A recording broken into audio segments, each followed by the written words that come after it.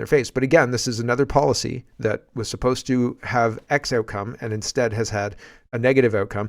But they don't care. Like the drug policy, the safe injection sites and all that, they're supposed to, that's supposed to save lives. It's doubled in Guelph anyway, the injection overdoses in 1 year, and still bad, right? Like it's still over 20, I think, in Guelph yearly now, and even more, I think. But fundamentally, that's a failed policy. If you started with 12 to 14, and then you finished with the policy intervention that was supposed to save lives, and you increased the deaths to 25 plus, right? Like it's wild. It's incredible. And I'm sick of bad policies and their bad outcomes being ignored for ideology. And that's exactly what's happening in Canada and indeed across the West. There's lots to get to. I say war everywhere is the title today. Ukraine war, Israel war, Iran, and war means draft. So we've got to talk about that. We're going to start today first in the US, looking at Biden's DOJ. And then we're going to bring it to Canada and what Sowery did, because I've got footage of it. There's the pylon, right? So how maddening is this? He's going to lose 10 months of his life over this. And it is absolutely not something that it should not be tolerable. People should be stepping in to head off this disaster, but I don't think anybody is, really. So here is first, Greg says, breaking: 6 pro-life activists were just found guilty in a federal court after being prosecuted by Biden's Department of Justice under the FACE Act for protesting outside of a Nashville abortion clinic. Here's a snippet of the protest, which occurred on March 5th, 2021. For the crime of praying and singing hymns, these 6 activists now face a maximum of 11 years. So, wow, right?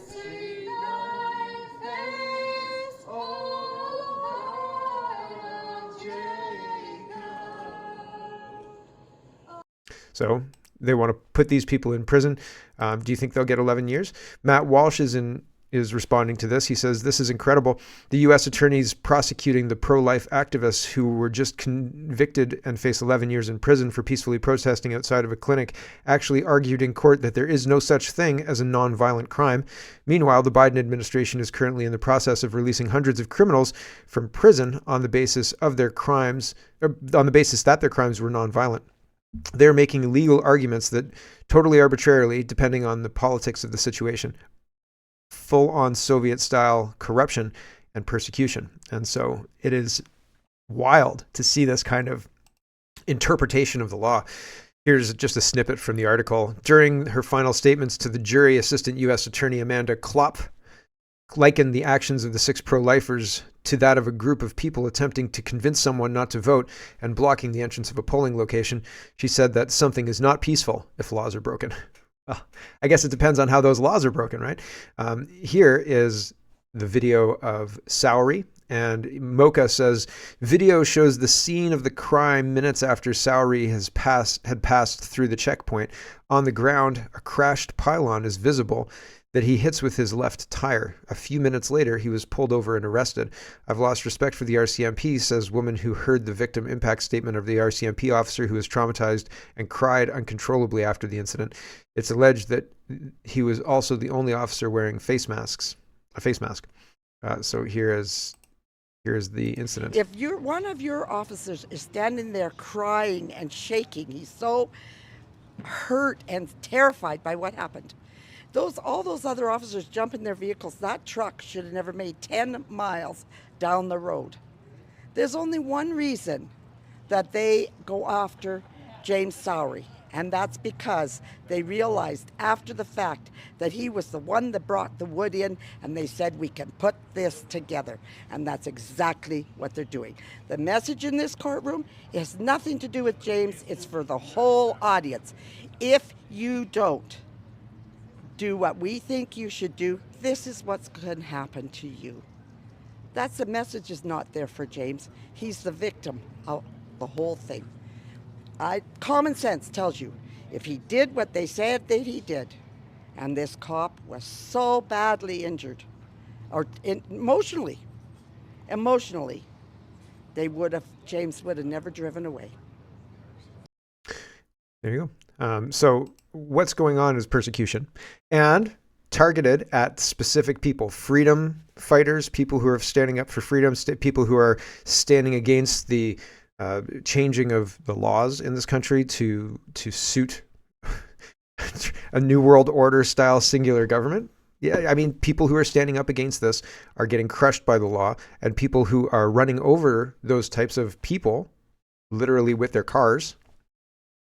Amazing Zoltan says David Zigarek, who also faces multiple offenses related to child pornography, intentionally ran over 4 convoy protesters and saw no jail time. Meanwhile, James Sowery, a convoy supporter, has been sentenced to 10 months in prison for his involvement in hitting a traffic cone. So there's images of this guy. Look at the tire. The tire is not turning away. This guy has somebody under his tire. You can't see how far this person is underneath the tire if you're sitting in the driver's seat in this situation. He's not turning the tire to turn away from him. The tires are straight. And holy smoke, right? And people say, I don't believe, based on Googling it, that Zigarek has yet been sentenced. Can anyone correct me? And Zoltan says he's definitely out on bail. So they're not applying the law equally. Uneven application of the law is not good. It's very, very bad. Mark Friesen says, I'm not sure what it's going to take for the masses in Canada, to acknowledge that we've been captured by an unelected, unaccountable foreign entity. For example, the WEF and the United Nations and the WHO. Our federal government is captured, our provincial governments are captured, and our municipal governments have been captured by authoritarian, totalitarian elites. There is a reason there is no longer any accountability in any of our elected representatives. If we are going to stop this takeover of our lives and livelihoods, we must push back. Similar to what they are doing in Europe, Canadian farmers and ranchers, it won't be long before you will be faced with similar livelihood destroying regulations. It's coming. The time to stand is now. Does anyone in their right mind want to be dictated to by authoritarian, totalitarian, global dictatorship? I sure don't. That's what lies ahead. Yeah, it really, really seems like it does. And why? Well, welcome to the immigration tab, everyone. Here's what's going on with immigration around the world these days. This is Elon Musk commenting on what's going on in Denver, right? Denver, Colorado. Unlimited L says Denver sets a limit on shelter stays due to 40,000 migrant arrivals. Starting February 5th, Denver will impose limits on the days migrants can stay in shelters due to the strain caused by an influx of nearly 40,000 migrants over the past year. Those exceeding the shelter stay limit will be directed to the streets. So you want 10 cities? You got 10 cities, Denver. Mayor Mike Johnson estimates the city will require $100 million in 2024 to cover housing, schooling, healthcare, and other services due to the unexpected influx of migrants. Get out of the cities. Holy smoke. I mean, what? I don't know what other conclusion we can come to. How many of these people? Okay, we're going to get to the end of this tab set, and I'm going to ask the question, how many of these people coming in are Iranian? Because if you start a war with Iran and you have cells of 40,000 people in a place like Denver, Colorado, I mean, sure, Denver's got a really big population, but there can be a lot of damage by a whole bunch of 40,000 terrorist sleeper cells in Denver, Colorado, even if half of them have anything to do with anything, right? Or just want to get in on the riot. The whole thing seems very dangerous. Powder keg. It doesn't seem like a good idea. Anyway, back to this. The city with a population of just over 710,000 has become a top destination per capita for migrants arriving from the U.S. southern border. Denver Health, the city's safety net hospital, is seeking additional funds from both the state and federal sources to address $10 million in unpaid medical bills incurred from migrants. So we've got this massive expenditure. Elon Musk says, if Denver's having trouble with 40,000 illegals, how will they handle the next 400,000? Right? So more than half the city's population. Remember Lampedusa, right, in Italy, where they had a population of 5,000 and then 5,000 migrants showed up. And then, I don't know, I think 20 or 30,000 more showed up. What's happening? Did you put your house up for sale? You're like, maybe one of those migrants will buy it? Like, I'm getting out of Dodge, baby. What do? You go to the grocery store and you're like, oh man, there's nothing left. All the migrants took everything. Maybe, right? I don't know. I don't know how things are going in Lampedusa, but it doesn't seem like that's a solution to anybody's problem. It seems like we're importing massive problems for no good reason whatsoever. And if you ask people, they say, it's really racist to ask that question. If you ask the people in charge, if you say, hey, leader, why are we doing this? They say it's racist to ask that question. How dare you even question this? We have a housing crisis. Why are we doing this? Well, we need to bring people in order to build more houses to stop the housing crisis. Oh, yeah, Pierre? Okay. Sure. Sounds totally plausible. D.D. Denslow says, it's not happening by accident. The globalists will continue to flood people into every free country until each country collapses. It's not happening by accident. Yeah, so if you do get out of the cities, make sure you have tall walls and maybe, I don't know if there's a Raspberry Pi controlled turret gun, but if there is, link it in the description or link it in the comments if you know of that. Because I have Raspberry Pis. I'm sure I could get the components for, a perimeter turret system. Because that would just be good sense. No, sir, it's not a gun. It's for protecting my perimeter from wayward wolves or whatever would be in the northern area that you'd want your compound in, right? Or whatever would wander by your territory. You don't want anything untoward getting in there, right? Holly Doan is talking about immigration as well, and she says record immigration, quote, may exacerbate existing pressures on housing markets, says a memo from ESDCGC, so the Employment and Social Development for Canada.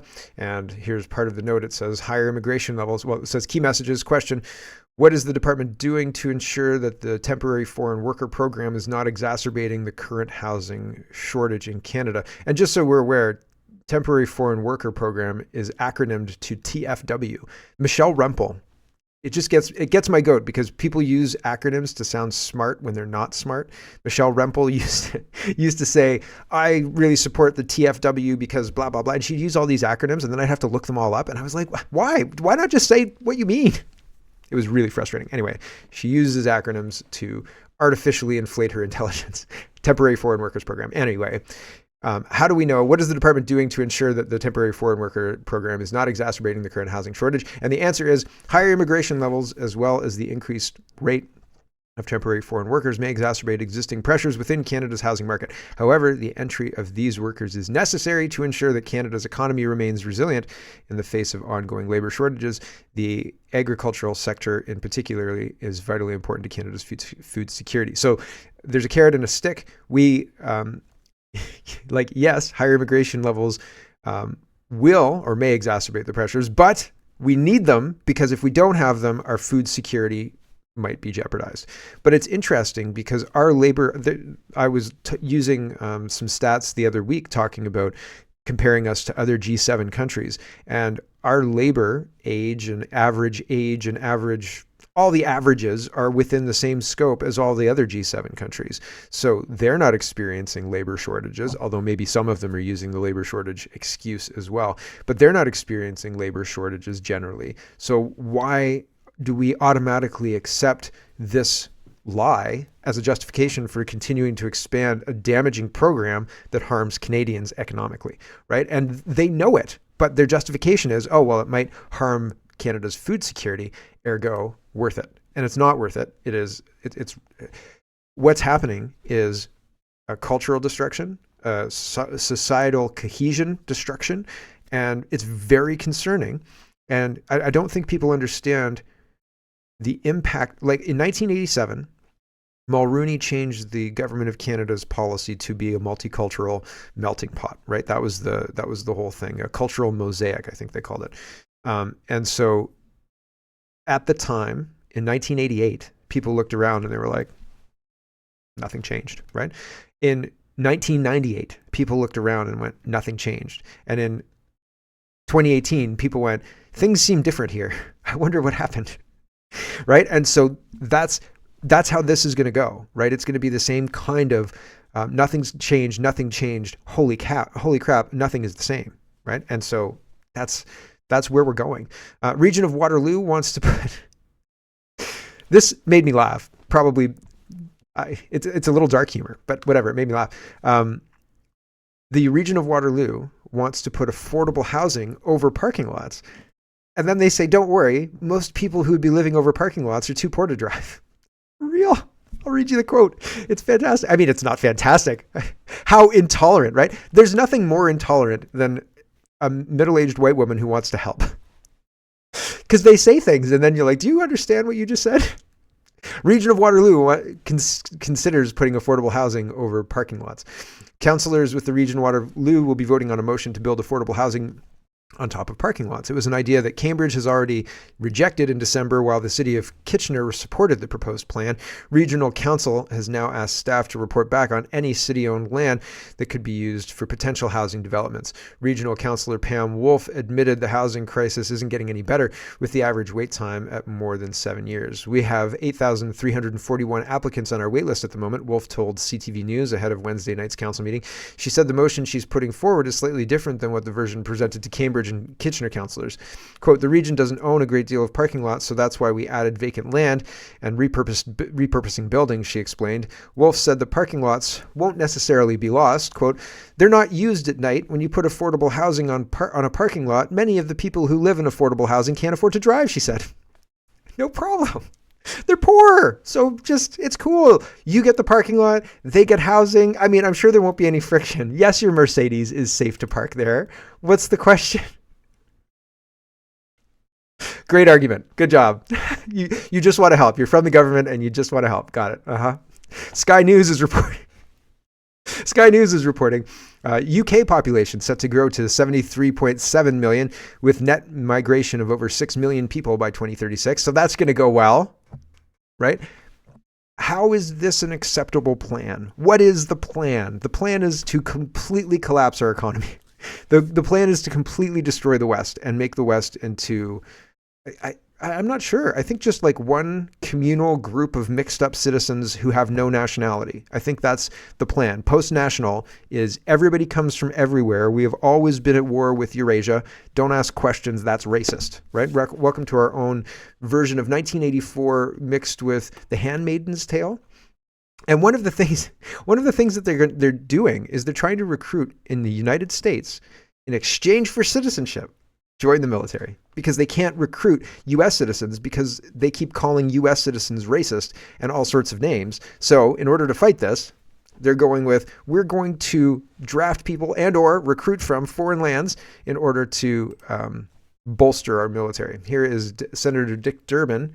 It's 2 minutes. It might be a bit long. Well, we'll listen to it. I think it might be loud too here. Here we go. Now we're facing a new challenge we've never seen before. The number of refugees from around the world is at a record-breaking pace. Some refugees because of war, some because of fear, religious belief, state of the environment, and they're moving in massive numbers all over the globe, particularly into Europe and to the United States. So we've seen record-breaking numbers appearing at our border to the south of our country. So now we hear from our Republican friends that before we can provide any more military assistance to Ukraine in their war against Vladimir Putin, the war criminal from Moscow, if we're going to provide any assistance to Israel to fight off the Hamas terrorism group, we have to resolve the problems at our southern border before we can go forward. The presiding officer, my colleague from the state of Illinois, has legislation which addresses one aspect of that. Her bill, and I hope I describe it accurately, says that if you're an undocumented person in this country and you can pass the physical and the required test, background test, the like, you can serve in our military, and if you do it honorably, we will make you citizens of the United States. Do we need that? Do you know what the recruiting numbers are at the Army and the Navy and the Air Force? They can't reach their quotas each month. They can't find enough people to join our military forces. Well, that's what happens when you call American citizens racist settlers who ruined the West or whatever you want to pretend about, right? And, have Black Lives Matter riots, et cetera, et cetera, et cetera, start indiscriminate wars. You can't make your recruiting numbers. Nobody wants to go die for you. Why would they want to go die for you? You're calling them names, right? Like, it's crazy. So they say, you don't think we need this? So how long do you think? I think Canada's probably already doing this without telling anybody. They're going to different countries and there's a whole recruiting drives like, come be Canadian military servicemen. And then you get your citizenship right at the end of 3 years. Like, all you have to do is 3 years and you get to be a citizen or whatever, right? I could imagine it already. And it drives me crazy because I think that people would again, be hamstrung and say, well, I don't know what we can do about this, right? Like, and we are very, very limited in how we can respond to this, because they'll call you a terrorist no matter what you try and organize or do to stop it, right? If you are effective, they will come for you. John says, Canada has found itself on its back foot at the outset of every war it's ever fought. But in the past, our close ties to the UK and belief in our own establishments and identity enabled a quick and efficient response. Today, we have no substantial ties to any other country, and those that we still do are greatly diminished. It's been replaced by a smug post-national self-aggrandizing complacency. If war breaks out, I doubt we will see the same level of volunteering or a quick switch to an industrial war footing as in the past. The state of the Canadian Armed Forces isn't helping either. My guess is to meet manning requirements to field a force capable of projecting abroad, or even to just defend our borders, we will likely need to utilize conscription very, very early on. Oh, conscription means draft. We need to have that chat sooner than later, he says. And Murray says, analysis: as Europe braces for a wider war, allies call on Canada and others to catch up. So this is Russia-Ukraine, but there are more wars, right? There are more wars. And one of them is Palestine, Israel. I was going to say Iran, but kind of. And more broadly in the region, you've got Yemen and other things going on, with Israel taking a lot of heat. And then further to that, Iran. And if Iran and the US make it a hot war, well, that could get out of hand quick, right? And here's what Tucker Carlson thinks about that. Here we go. Exactly what happened to the United States if we declared war on Iran and started blowing up their infrastructure.